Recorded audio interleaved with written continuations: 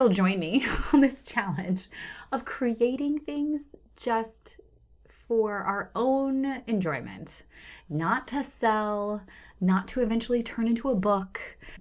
Do it for you. Let it come from a real place of fun. Hi, welcome back to another PageStarter Podcast episode. My name is Lisa Furland, and I am always on the search for amazing stories and for helping to boost the authors who are telling those stories. And we do this through, Kickstarter, but also book launches and audience building, audience engagement, and all the great stuff. Today's podcast is brought to you by the short book concept webinar that I am hosting with Mila Johansson on December 13th. So be sure to register for that and join us. She is going to teach you how to work the Kindle Direct Publishing System, KDP, on your short book first, rather than kind of cutting your teeth on your massive project that you care a lot about. It's like, okay, let's take some writing that, is you have lying around. Let's turn that into something and get you through the Amazon system so you can figure it out. This is a webinar you do not want to miss because Mila has been using this short book concept to help over 100 authors figure out Amazon publishing and really smooth the way for self-publishing. I'll link to it in the show notes so you can go check it out and learn more information. Mila is absolutely wonderful. So join us December 13th and hope to see you there. Today I am going to talk about the slump I've been in. And it's been slumpy for a while. And I think that if you are in, and I'm not talking about a creative slump, like creatively I have no slump. I have no execution to the creativity that I have. It's more that's the problem. No, the slump I'm in is that, and I'm sharing this with complete transparency in case it helps you, is that it seems like, I've tried a few things business-wise in the past and they just went bum, bum, bum, bum, and they just flopped horribly. And it's real easy to see the results of that and think nobody wants what I'm putting out there. Nobody wants it, as opposed to thinking maybe I didn't present it in a way to get people's attention, or maybe enough people didn't see it. Maybe I need to try something else. Maybe I need to tweak it a little bit. And so some of this is perspective, right? And some of this is truly experimenting and figuring out what people want or don't want out there. And this is if you are writing stories, this is if you are a service provider, providing services. We have to experiment and find the people who want the thing that we're creating. And that can take time. But during that journey, it can be extremely frustrating because we're like, okay, I know people want this. Why aren't people willing to spend money for it? What am I doing wrong? And so I think it's important to think of this instead of, what am I doing wrong? How can I not lose sight of the end goal before I run out of steam and energy? How can I stay focused on what I know I need to do so that I keep pushing and I keep working before the results start crashing in on me and I lose all energy. And so that's something that I also have to remind myself is that sometimes we have to do things in spite of getting negative results or no results, in spite of getting silence. So one thing and one problem that I've been having is that, on social media, it's like shouting into the void sometimes. It feels like I post things and it goes nowhere and no one interacts with it. And it's real easy to be like, no one is seeing this. No one is interacting with it. Nobody wants it. And really, I think it's just the social media algorithm. I think the algorithm is not showing people things, which makes, having your email list even more, because when I'm putting things out on my email list, it's getting 48% open rate, which is insane to me. To have half of my list opening every week means that I am delivering something that people do want to learn about or to read about. So it is out there. That is a very good indicator that what I'm creating is working, at least for half of my list, at least for the people who are opening it, religiously, which, thank goodness.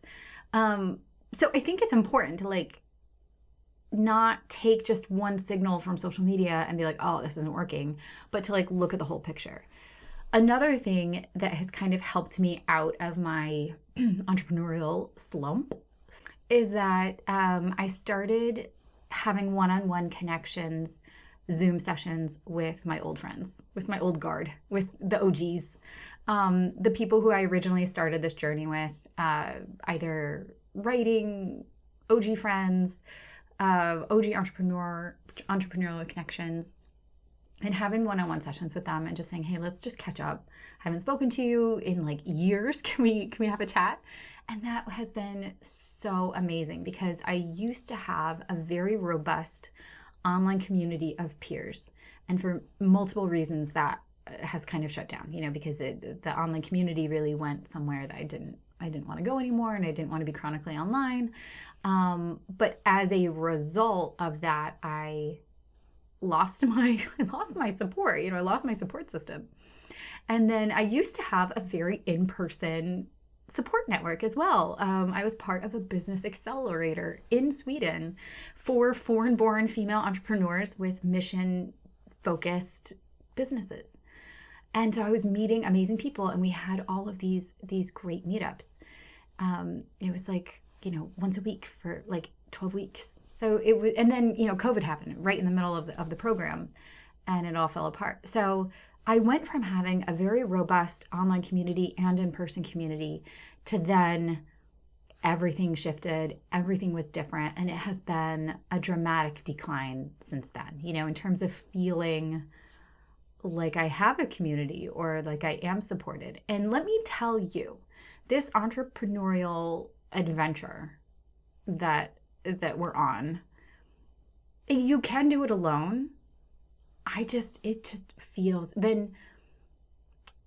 very lonely if you're by yourself. It even feels very lonely if you're by yourself, even if you have a team. Like, let's say you have employees. Now, I don't. I'm a solopreneur. But even if I had like a small team, you can't talk to your team. If you're paying their salary, you can't talk to them or confide in them your worries or concerns about the business like you can a peer who's running their own business, and someone else who is either struggling or has overcome the same struggles that you're going through right now.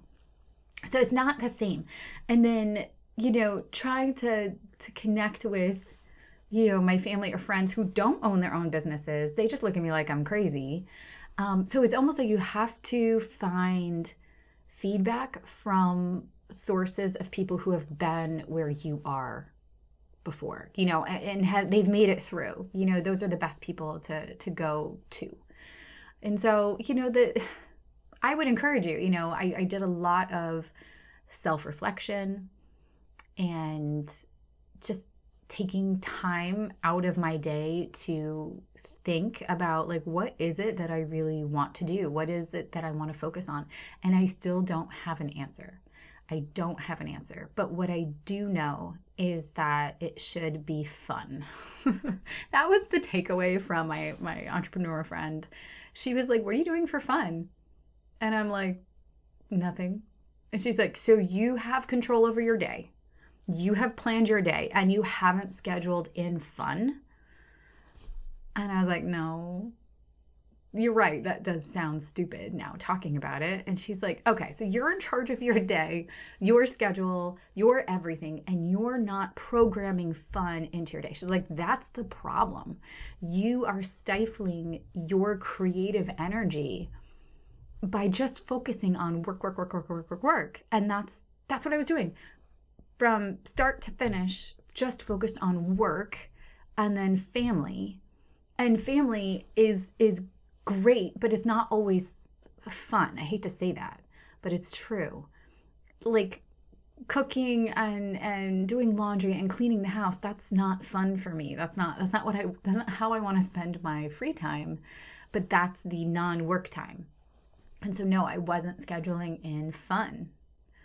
And so what I'm doing, I'm listening to podcasts where, people have gone through this themselves, especially writers. That's the We Can Do Hard Things podcast with Glennon Doyle, Abby Wambach, and Amanda. And in it, they talk with, fellow writers and creative people and everything. And they talk about how it can be, this sort of lonely journey, and you need to program fun back into your day so that it's not just all about marketing your book or this, that. Like, I am so sick of my own job. And I was like, what am I doing? Like, I'm the one who created this job. I can't be sick of my own job.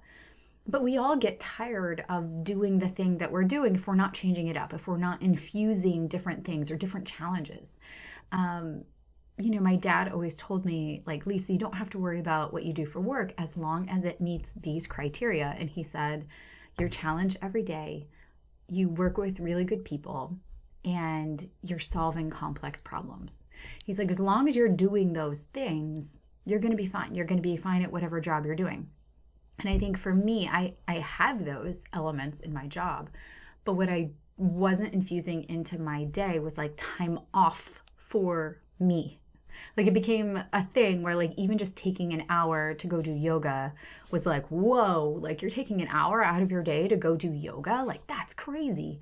And this isn't some like self-care, new year, new you type thing, but this is literally like, are you programming in enough fun into your day?